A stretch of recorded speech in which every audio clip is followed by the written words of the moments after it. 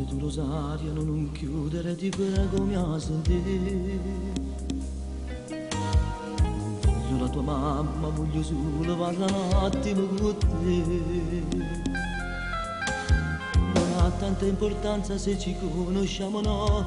Conosco la tua mamma, un vecchio amico cari su.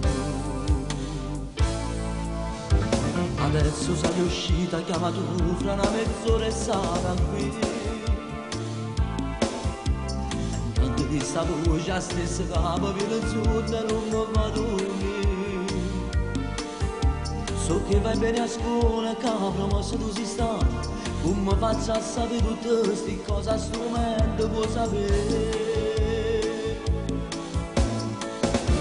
Sono 10 anni che mi tengo in dogana, che soffre solo e se sapesse che dolore,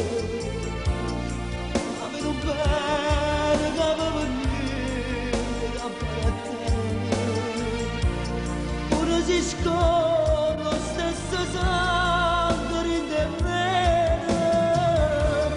Sono 10 anni che aspettavo sta giornata per ti spiegare che succedette una nottata che si per casa non avesse evitato.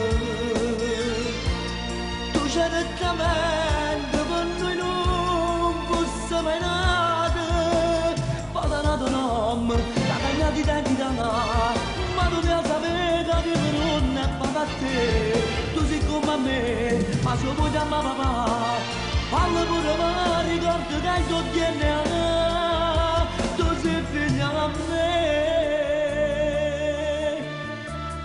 È nato amore, è una sbandata. 10 anni fa io mi spartette con mamma e solamente mi rendo conto che tieni tu ragione non mi chiama papà.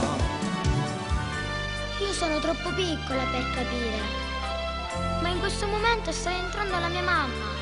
Se tu puoi parlare con lei? No, mi accontento solo di poco, te prego, chiamami papà.